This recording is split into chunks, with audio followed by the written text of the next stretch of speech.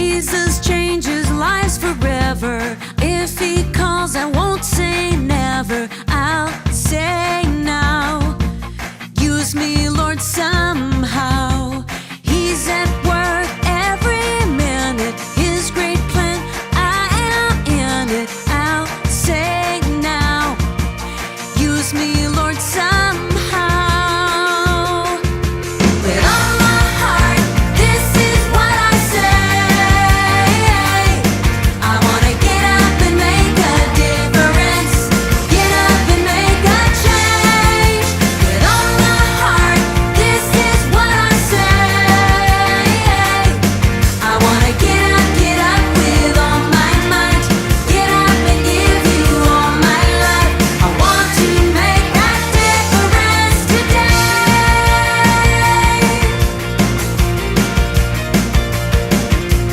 Jesus changes lives forever. If he calls, I won't say never. I'll say now. Use me, Lord, somehow. He's at work every minute. His great plan, I am in it. I'll say now. Use me, Lord, somehow. With all my heart, this is what I say. I wanna get up and make a difference. Get up and make a change. With all my heart, this is what I say. I wanna get up with all my might. Get up and give you all my life. I want to make that difference. With all my heart, this is what I say. I wanna get up and make a difference. Get up and make a change. With all my heart, this is what I say. I wanna get up with all my might. Get up and give you all my life. I want to make that difference today.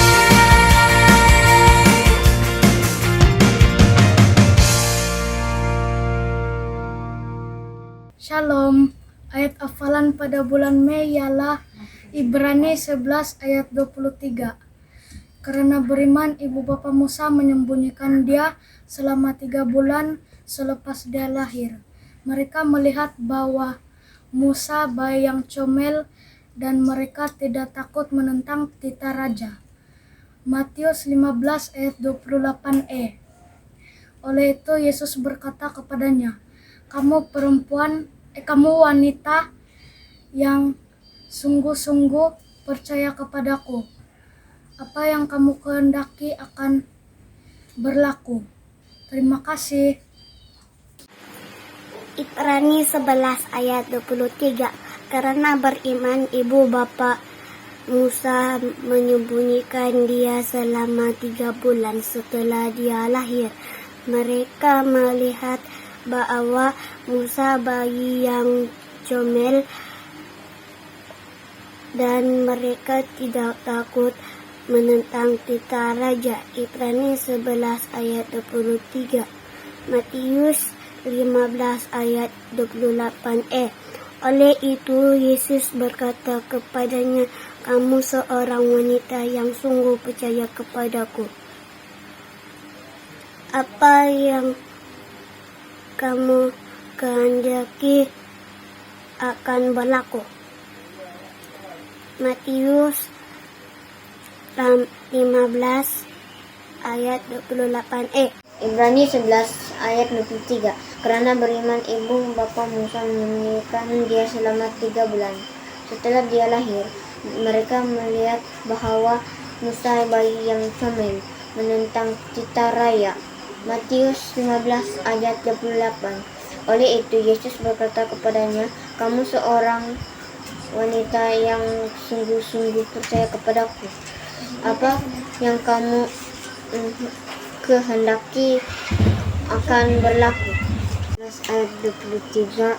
Karena beriman ibu bapa Musa menyembunyikan dia selama 3 bulan setelah dia lahir. Mereka melihat melihat bahwa Musa bayi yang comel dan mereka tidak takut menentang titah raja.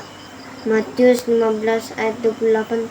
Oleh Yesus berkata kepadanya, kamu seorang wanita yang sungguh-sungguh percaya kepadaku, apa yang kamu kehendaki akan berlaku. Shalom generasi anak panah. Kita bersama lagi dalam sekolah minggu online. Shalom juga kepada semua anak-anak yang mengikuti sekolah minggu hari ini dimanapun kamu berada. Apa kabar kamu semua? Cikgu percaya anak-anak dalam keadaan yang sehat dan tetap bersemangat mengikuti sekolah minggu hari ini. Pada masa yang sama, anak-anak harus mematuhi SOP yang telah ditetapkan. Ya, mari kita ikuti SOP yang telah diberikan oleh kerajaan ya. Nah, terima kasih dan syabas kepada Adik Noel, Adik Narwin, Adik Arwin, Adik Alberin, dan Adik Alexander yang telah menghafal ayat hafalan bulan Mei. Syabas juga kepada Adik Osborn dan Adik Noel yang telah menyelesaikan tugasan pada bulan Mei. Tahniah, Tuhan memberkati kamu semua. Nah, mari kita mulaikan pelajaran kita pada hari ini dengan doa. Cikgu akan pimpin dalam suara yang kedengaran dan anak-anak semua berdoa dalam hati kamu dan cikgu pimpin dalam doa kita ya. Mari kita berdoa. Bapa di sorga, kami sangat bersyukur ya Tuhan karena Engkau sangat baik kepada kami.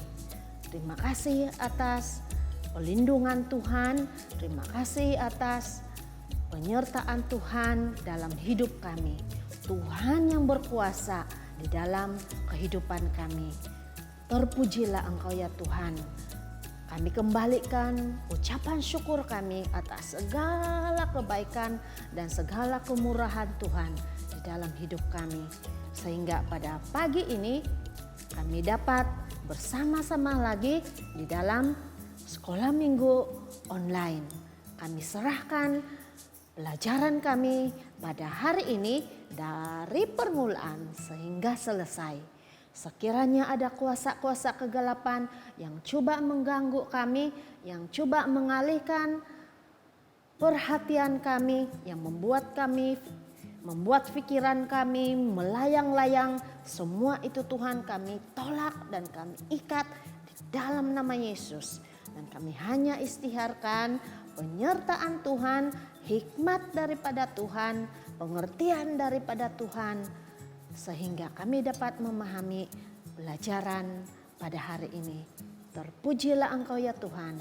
Di dalam nama Yesus kami sudah berdoa dan mengucap syukur.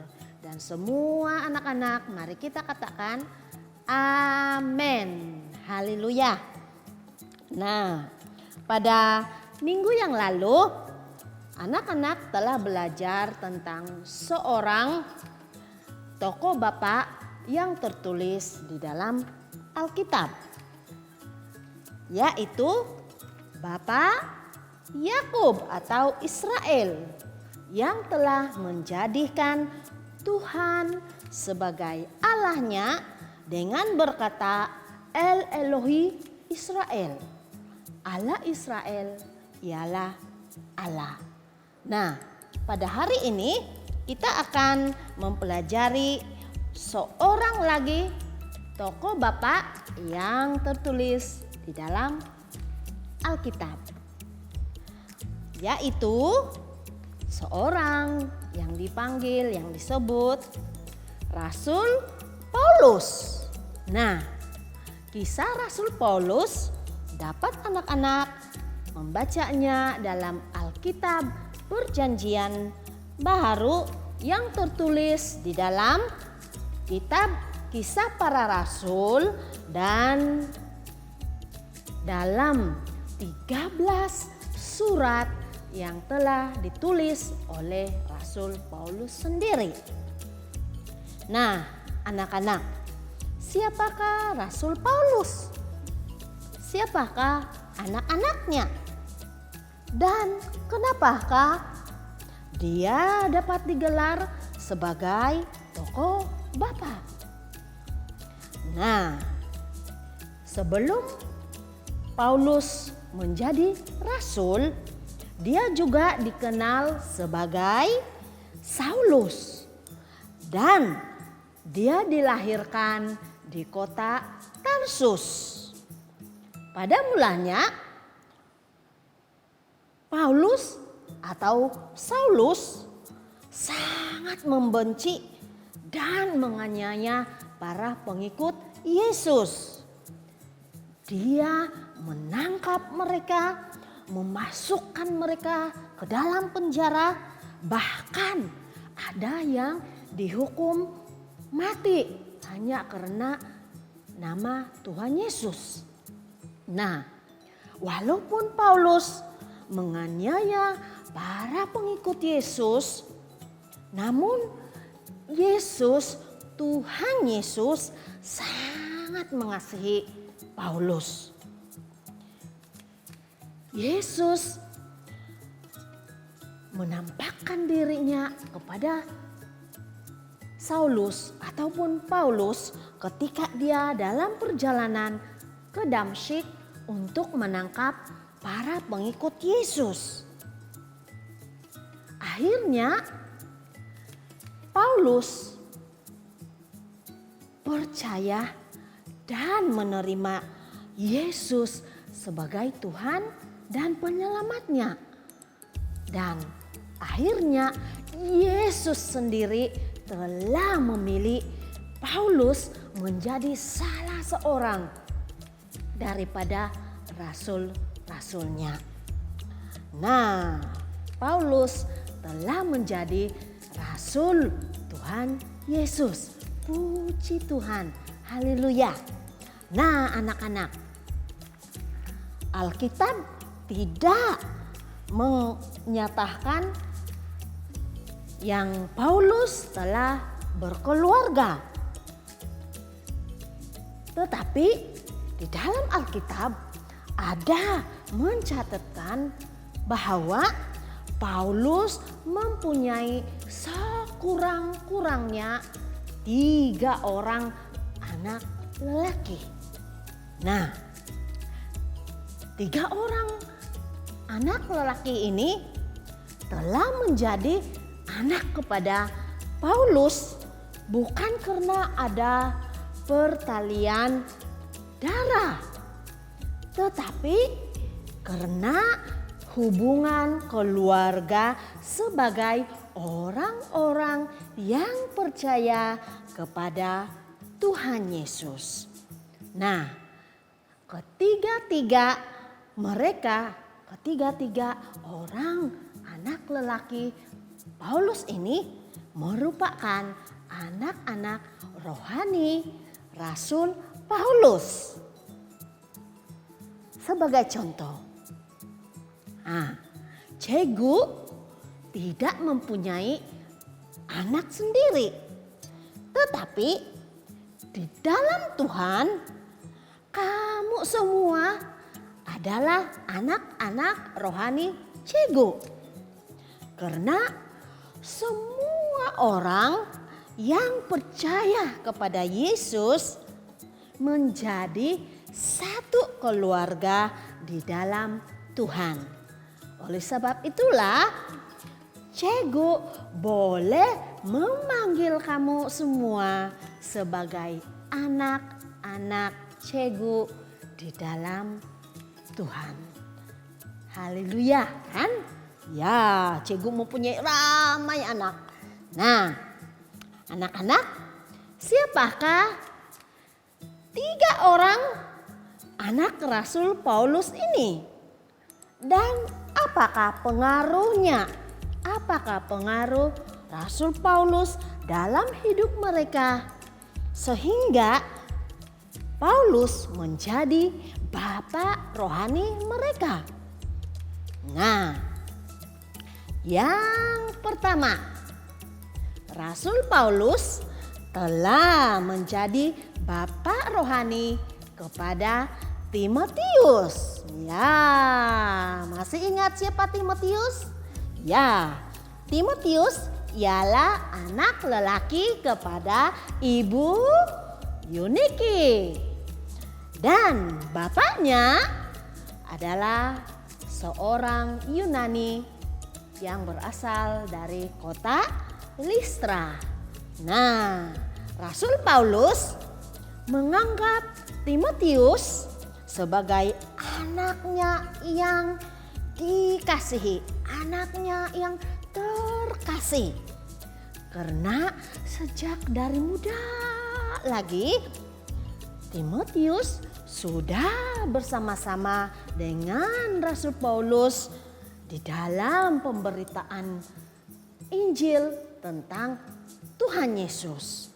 Ya, dari kecil lagi, dari muda lagi, Timotius sudah bersama-sama Rasul Paulus dalam pemberitaan Injil. Nah, Rasul Paulus menasihatkan Timotius supaya menjadi teladan kepada orang-orang percaya sekalipun dia masih muda. Nah, mari kita lihat sebahagian daripada nasihat Rasul Paulus kepada Timotius yang tertulis di dalam surat 1 Timotius bab 4 ayat 1 hingga 16. Tetapi kita akan membaca bersama yang tertulis pada ayat 12 saja ya. Mari kita membacanya bersama-sama. 1, 2, 3. Jangan biarkan sesiapa menghina kamu karena usiamu yang muda. Jadikan dirimu teladan kepada semua orang beriman dari segi kata-kata, kelakuan, kasih, iman, dan kesucian.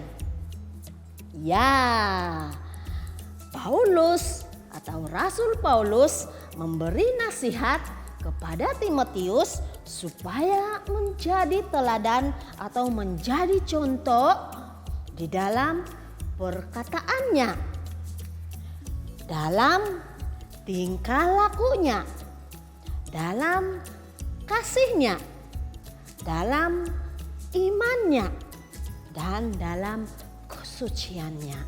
Haleluya. Nah, melalui teladan Rasul Paulus, Timotius telah menjadi pemelihara jemaat Tuhan yang ada di kota Efesus. Ya, puji Tuhan. Nah, anak-anak, yang kedua, Rasul Paulus juga telah menjadi bapak rohani kepada Titus. Titus bukan orang Yahudi, tetapi Rasul Paulus menganggapnya sebagai anaknya sendiri di dalam iman. Rasul Paulus memberi tugas kepada Titus untuk memelihara jemaat Tuhan atau orang-orang yang percaya kepada Tuhan Yesus yang ada di kota Kreta, supaya orang-orang Kristen di kota Kreta menjadi sehat di dalam iman, tunduk kepada pemerintah dan taat, dan siap melakukan perbuatan yang baik, melakukan kebaikan. Nah, anak-anak dapat membaca berbagai nasihat Rasul Paulus kepada Titus yang tertulis di dalam surat Titus. Tetapi hari ini kita akan membaca bersama-sama nasihat Paulus yang terdapat di dalam surat Titus bab 2 ayat 7 sahaja. Mari kita membacanya bersama-sama ya. 1, 2, 3. Jadilah teladan kepada mereka dengan melakukan perbuatan yang baik. Ajarlah mereka dengan ikhlas dan bersungguh-sungguh. Nah, anak-anak, itulah nasihat Rasul Paulus kepada Titus. Nah, siapakah anak rohaninya yang ketiga? Ya, yang ketiga, Rasul Paulus juga telah menjadi bapa rohani kepada Onesimus. Rasul Paulus telah menjadikan Onesimus sebagai anaknya sendiri dan memanggilnya sebagai buah hatinya. Siapakah Onesimus? Nah, kalau anak-anak membaca seluruh surat Filemon, kita dapat mengetahui bahwa Onesimus merupakan hamba kepada Filemon. Dia telah melarikan diri daripada Filemon setelah dia melakukan kesalahan. Onesimus telah melarikan diri ke Roma dan bertemu dengan Rasul Paulus ketika Rasul Paulus menjalani tahanan di rumahnya sendiri di Roma. Nah, melalui bimbingan Rasul Paulus, akhirnya Onesimus menjadi percaya dan menerima Yesus sebagai Tuhan dan penyelamatnya. Nah, Paulus mengatakan bahwa Onesimus ialah buah hatinya yang menunjukkan bahwa Onesimus adalah seorang yang sangat dikasihi, sangat penting dan sangat berguna. Nah, anak-anak, walaupun Onesimus seorang hamba yang dipandang tidak penting dan tidak berguna oleh orang lain, tetapi Paulus telah menjadikan dia sebagai anaknya yang terkasih, anaknya yang dikasihi. Wow, sungguh luar biasa kebaikan hati Rasul Paulus kan? Puji Tuhan. Nah, melalui nasihat dan kasih Rasul Paulus, akhirnya Onesimus kembali kepada tuannya Filemon. Dan Filemon menerimanya kembali bukan lagi sebagai hamba, tetapi sebagai saudara yang dikasihi di dalam Tuhan. Amin. Haleluya. Puji Tuhan. Nah, generasi anak panah. Walaupun Rasul Paulus tidak mempunyai anak kandungnya sendiri, tetapi dia telah menjadi bapa rohani yang dicontohi dalam perkataannya, dalam tingkah lakunya, dalam kasihnya, dalam kesetiaannya, dalam kesucian hidupnya, dalam imannya kepada Tuhan, dalam ketaatannya kepada pemerintah, serta dalam perbuatannya yang baik, sehingga menjadi teladan bukan hanya kepada Timotius, kepada Titus, kepada Onesimus, tetapi juga menjadi teladan kepada anak-anak dan kita semua. Haleluya, puji Tuhan.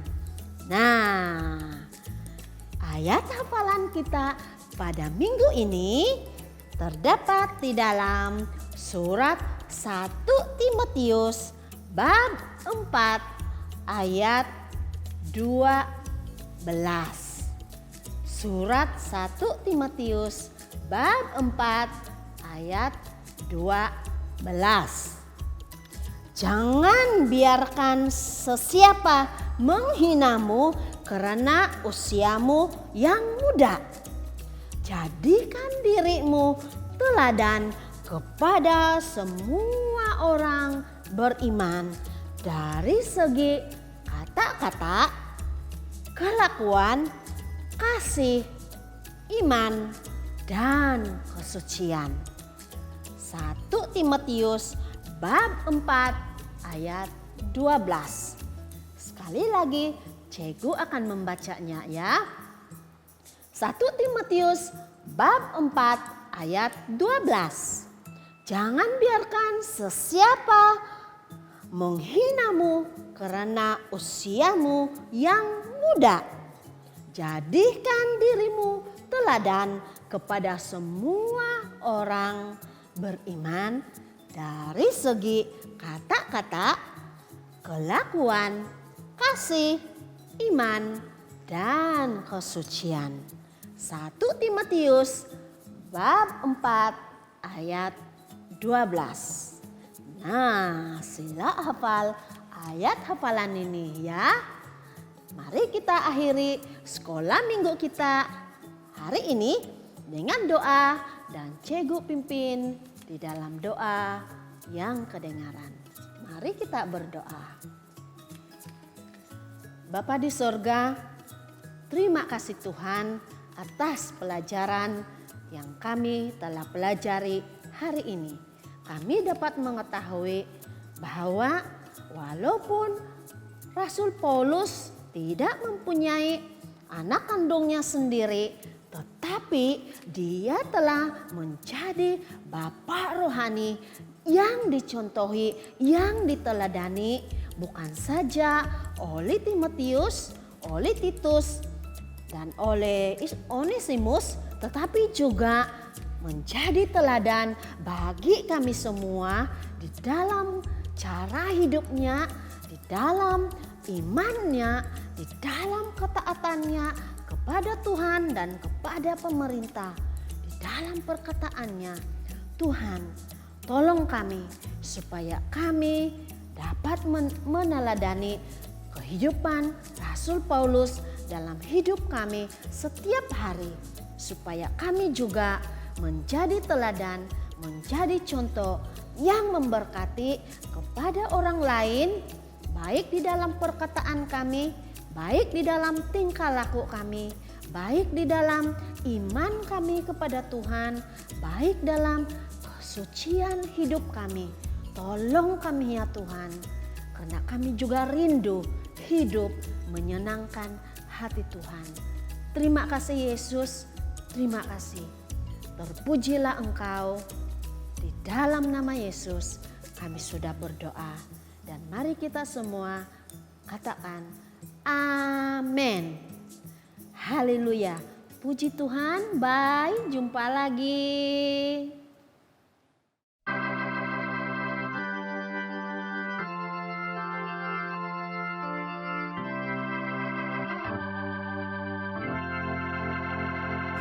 Don't let anyone look down on you because you are young. But set an example for the believers. Don't let anyone look down on you because you are young. But set an example for the believers. Let speech in light, in love, in faith and purity. In speech, in light, in love, in faith and purity. 1 Timothy 4:12.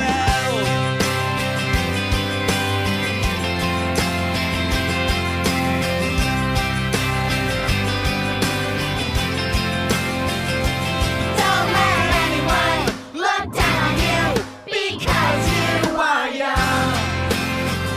But set an example for the believers. Don't let anyone look down on you because you are young. But set an example for the believers. Let speech in light, in love, in faith and in purity. In speech, in light, in love, in faith and in purity. 1 Timothy 4:12. 1 Timothy 4:12. One more time. Say 1 Timothy